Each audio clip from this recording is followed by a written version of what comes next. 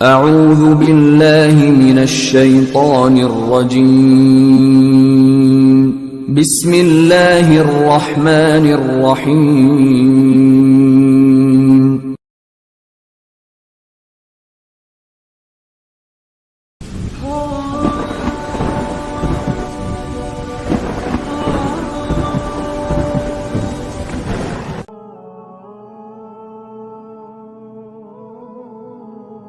سب سے حسین 42 سال کی عمر جوانی، اس کی میت کو قبر کے قریب کیا گیا تو ہلنے لگا تو اس کے بیٹوں نے کہا ہمارے ابا زندہ ہیں، وہ سختہ ہو گیا ہے، زندہ ہیں۔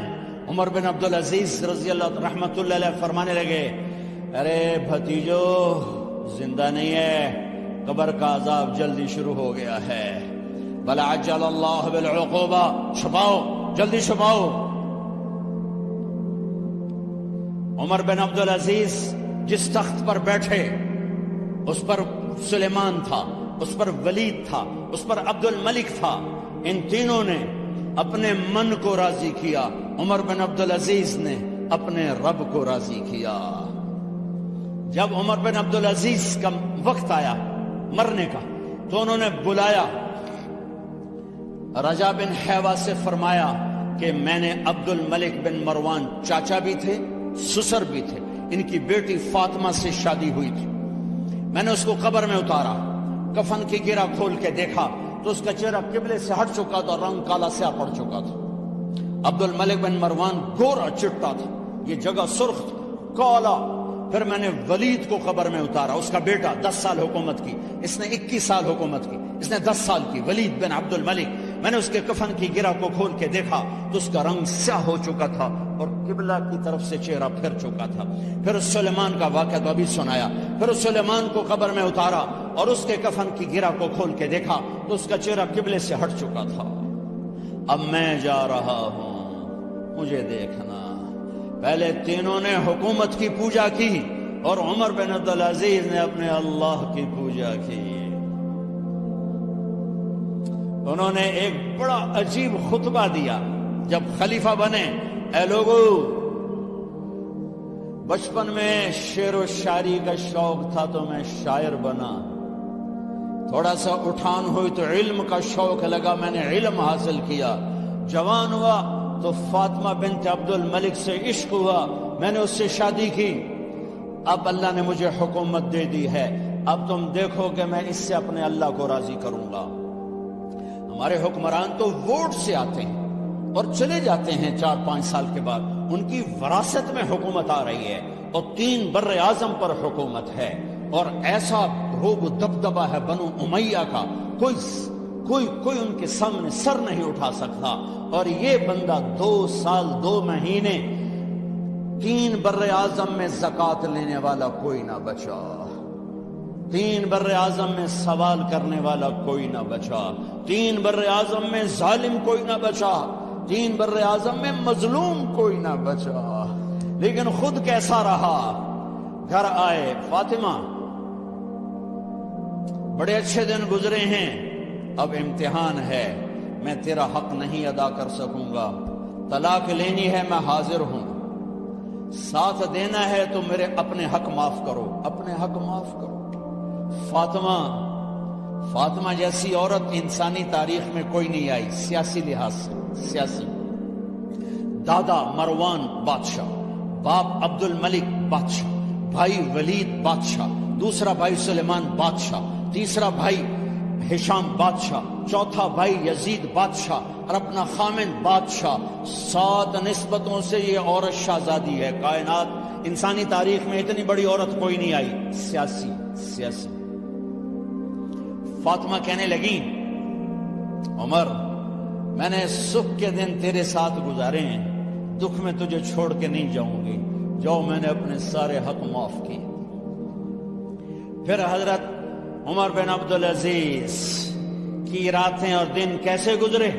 فاطمہ بنت عبد الملک فرماتی ہیں 2 سال 2 مہینے میں وہ میرے بستر پر میرے ساتھ نہیں لیٹے، انہیں غسل کی ضرورت نہیں پیش آئی، مصلے پہ بیٹھتے اور روتے روتے روتے وہیں سو جاتے اور روتے روتے وہیں سے اٹھتے، پر 3 بر اعظم میں ظالم کوئی نہ بچا، مظلوم کوئی نہ بچا، زکوٰۃ لینے والا کوئی نہ بچا، بھکاری بھیک مانگنے والا کوئی نہ بچا۔ 3 بر اعظم کو ایسے صاف کر دیا۔ یہ فیصل آباد بھی ان کی حکومت میں شامل تھا، چونکہ ملتان وہ بمبئی تک اور ملتان دیپال پور تک، یہ سارا علاقہ ملتان میں آتا ہے، اور محمد بن قاسم نے ملتان فتح کیا ولید کے زمانے میں۔ اپنی حکومت کو اللہ کی رضا کے لیے استعمال کیا۔ کیسے استعمال کیا؟ سارے مال فاطمہ کا سارا زیور بیت المال میں ڈال دیا، تنخواہ پہ آ گئے، عید کا موقع آیا، بچوں نے ماں سے کہا، 12 بچے تھے، بچیاں 12 بچے بچیاں، ہمیں کپڑے لے کر دو، عید آ رہی ہے، ہر آدمی اپنے بچوں کے لیے کپڑے لے رہا ہے، ہمارے بچے بھی کہہ رہے ہیں کپڑے لیں، جاؤ بھائی لو۔ فاطمہ کے پاس عمر 3 بر اعظم کے بادشاہ کے بچے آ رہے ہیں، ماں جی عید آ رہی، کپڑے تو لے دیں، ابا سے کہیں کہ ابا سے بات کرتی ہوں۔ ابا تشریف لائے، خزانے لبالب بھرے ہوئے ہیں گندم کے ڈھیر کی طرح، کہ امیر المومنین بچے کپڑے مانگ رہے ہیں۔ فاطمہ میرے پاس تو پیسے نہیں، میں کہاں سے کپڑے لے کر دوں، میرے پاس تو پیسے کوئی۔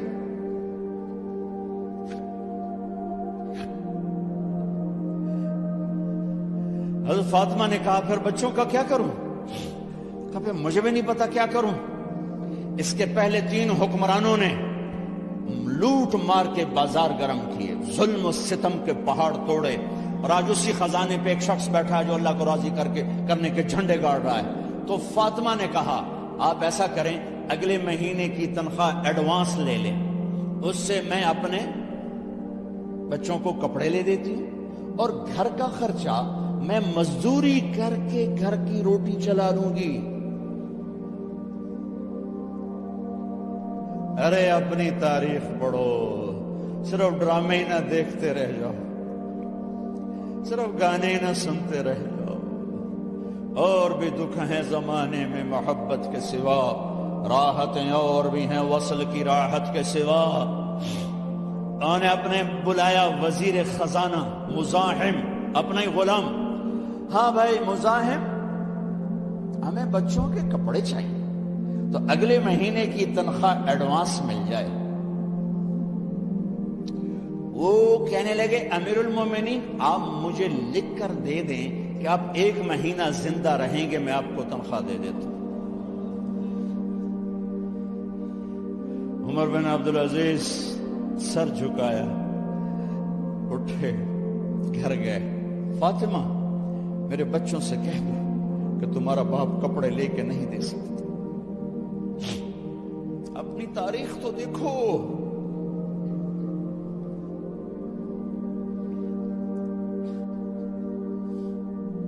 عید کا دن آ گیا، خلیفہ وقت عید کی نماز پڑھاتے تھے، نمازیں بھی خلیفہ وقت پڑھاتے تھے۔ بنو امیہ کا خاندان ملنے کے لیے آ رہا ہے،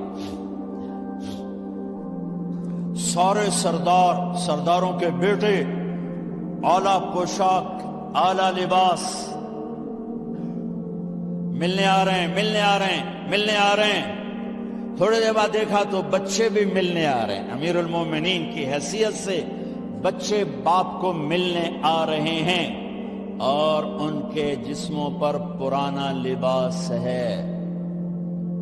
حضرت عمر انہیں دیکھ کر ادھر اپنے سرداروں کے بچے دیکھے تو زرق برق پوشاکیں، اپنے بچوں کو دیکھا۔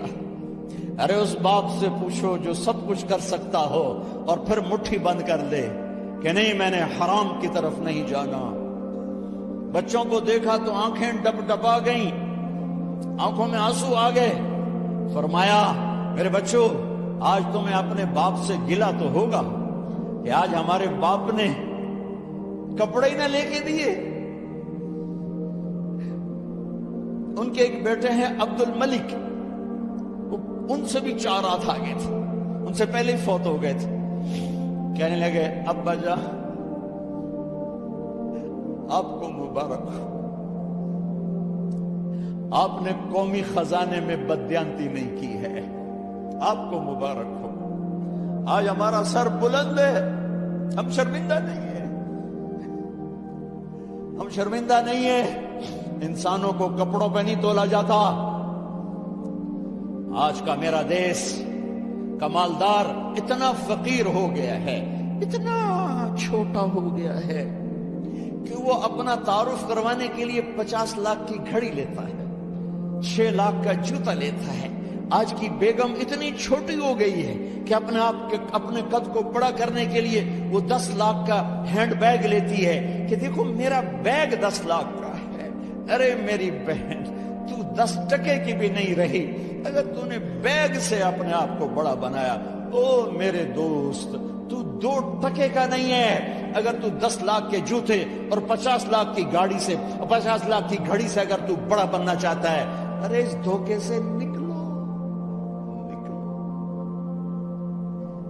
برینڈڈ برینڈڈ برینڈڈ کہاں جا رہے ہو؟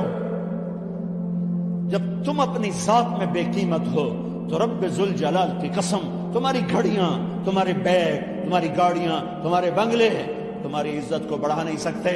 ابا جان, آج ہمارا ساڈا ایتھے سر آ گیا. سانو آج ساڈی عید ہو گئی کہ ساڈے ابے آج خیانت نہیں کی تھی. آج ہم خوشی سے بلند ہیں کہ ہمارے باپ نے بدیانتی نہیں, بیگم نے اس باندی کو نہلایا, خوبصورت زیورات سے سجایا, عالی شان میک اپ کیا اور اس کا ہاتھ پکڑ کے لائی. امیر المومنین, یہ آپ کی خدمت میں گفٹ ہے.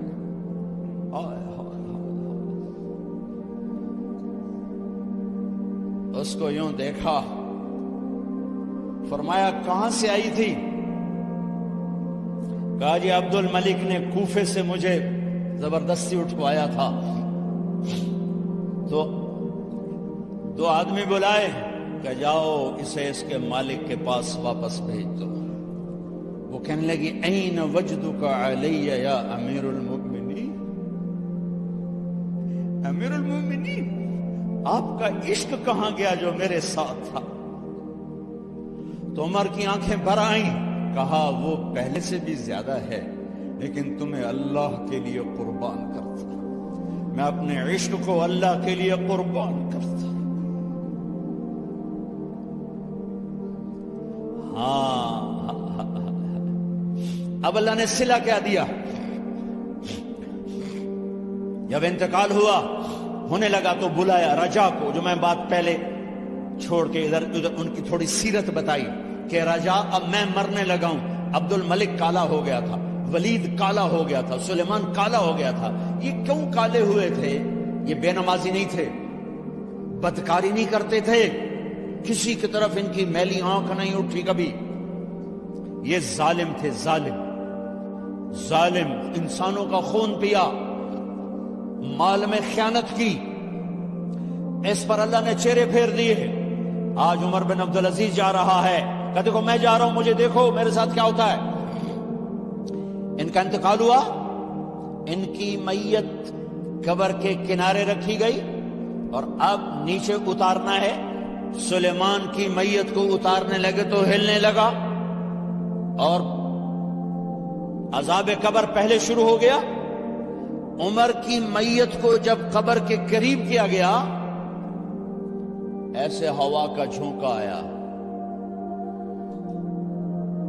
ایک پرچہ ایسے لہراتا ہوا یوں آیا, یوں آیا, یوں آیا اور عمر کے سینے پر گر گیا. لوگ کٹھے ہو گئے, پرچے کو کھول کے دیکھا گیا تو اس پہ لکھا تھا بسم اللہ الرحمن الرحیم, براءۃ من اللہ لعمر بن عبد العزیز من النار. یہ پروانہ ہے اللہ کی طرف سے اس کے بندے عمر کے لیے کہ اسے جہنم سے نجات کی خوشخبری سنا دی جائے. آہا, مرنا ہو تو یوں مرو, اللہ ایسی موت دے دے. کہتے ہیں پھر میں نے ان کو قبر میں اتارا. جب قبر میں اتارا تو کیا دیکھا؟ میں نے کفن کی گرہ کھولی تو چہرہ قبلے کی طرف فٹ اور یوں لگا جیسے 14ویں رات کا چاند قبر میں اتر آیا. میرے بھائیوں بہنوں، اپنے اللہ سے صلح کر لو، اپنے اللہ سے صلح کر لو، اس کے محبوب مصطفیٰ صلی اللہ علیہ وسلم کی غلامی میں آ جاؤ، آ جاؤ، آ جاؤ۔ یہی ایک راستہ نجات کا ہے، یہی ایک راستہ اللہ تک پہنچانے والا ہے۔ اور آخری بات کرتا ہوں، اس دیش کی نفرتوں نے اسے آگ لگا دی ہے۔ آپس کی نفرتیں مٹا دو، آپس کی نفرتیں مٹا دو، آپس کی نفرتیں مٹا دو۔ محبت دو، محبت دو، محبت دو، محبت دو۔ معاف کرنا سیکھو، درگزر کرنا سیکھو۔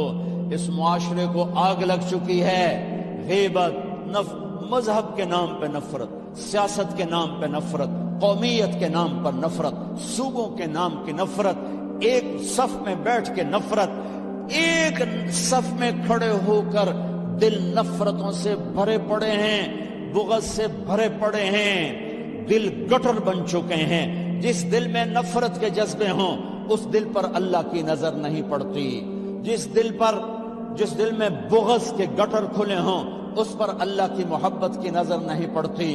میرے بھائی بہنوں، میں آخری بات کر رہا ہوں، سوئی 12 بجے تک جا رہی ہے، شب قدر ہے، کچھ الگ بیٹھ کر بھی اپنے اللہ کو یاد کر لو، کوئی اس کے سامنے رو دھو لو، معافیاں مانگ لو۔ تو میں اس لیے 12 بجے تک بات ختم کرنا چاہتا ہوں، آخری بات کر رہا ہوں،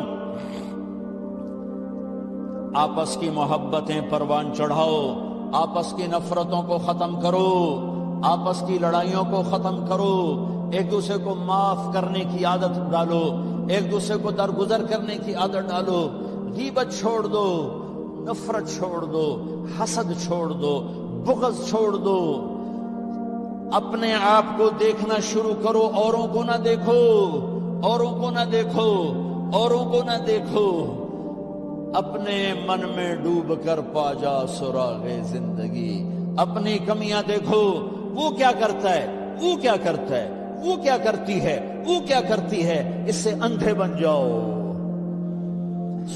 بہرے بن جاؤ، کسی کی برائی نہ سنو، کسی برائی نہ کرو، تمہارے گھر جنت بن جائیں گے، تمہارے گھر جنت بن جائیں گے، تمہارے گھر جنت بن جائیں گے۔ ہمارے گھروں میں تباہی بربادی ہے، نفرت، ماں باپ میں آپس میں نفرت، میاں بیوی میں نفرت، سگے بھائیوں میں نفرت، کبھی مذہب کے نام پر، کبھی رشتوں ناتوں کے نام پر، کبھی تجارت کاروبار کے نام پر۔ بھائیو، محبتوں کو رواج دو، محبتوں کو رواج دو، محبتوں کو پھیلانے والے بنو۔ میرے نبی پاک صلی اللہ تعالی علیہ وسلم نے فرمایا، اسلام کا سب سے مضبوط عمل بتاؤ کیا ہے؟ صحابہ نے کہا جی نماز ہے۔ آپ نے کہا نہیں، نماز نہیں ہے، نماز اچھی چیز ہے، سب سے مضبوط عمل نہیں ہے۔ صحابہ نے عرض کی جہاد ہے، آپ نے کہا جہاد بھی اچھی چیز ہے، سب سے مضبوط نہیں۔ صحابہ نے عرض کیا روزہ، آپ نے کہا روزہ بھی اچھی چیز ہے پر سب سے مضبوط عمل نہیں۔ صحابہ نے عرض کیا حج، آپ نے فرمایا حج بھی بہت بڑا عمل ہے پر سب سے مضبوط عمل نہیں۔ ایعر الاسلام اوثق، اب سنو الفاظ سنو، اسلام کا سب سے مضبوط عمل بتاؤ۔ قالوا الصلاة قال وحسنة وما هي بها، قالوا الجهاد قال وحسن وما هو به، قالوا الصيام قال وحسن وما هو به، قالوا الحج قال حسن وما هو به، قالوا الله ورسوله اعلم۔ ہاں، نماز نہیں، جہاد نہیں، روزہ نہیں، حج نہیں، اچھا تو کیا ہے؟ پھر کیا ہے؟ تو آپ نے کہا ان اوثق اور الاسلام الحب للہ والبغض للہ، اسلام کا سب سے مضبوط عمل آپس میں اللہ کے لیے محبت کرنا ہے، اللہ کے لیے محبت کرنا ہے، اللہ کے لیے محبت کرنا ہے، اور اللہ کے لیے بغض رکھنا ہے۔ اللہ کے لیے بغض کا کیا مطلب ہے؟ برے سے نفرت نہ ہو، برائی سے نفرت ہو۔ ایک واقعہ سناتا ہوں، جس سے بغض للہ کی مثال شاید 14 صدی میں ایسی مثال ہوں گی تاریخ نے جنہیں محفوظ کیا ان میں اتنی بڑی مثال میری نظروں سے آج تک نہیں گزری. البغض للہ.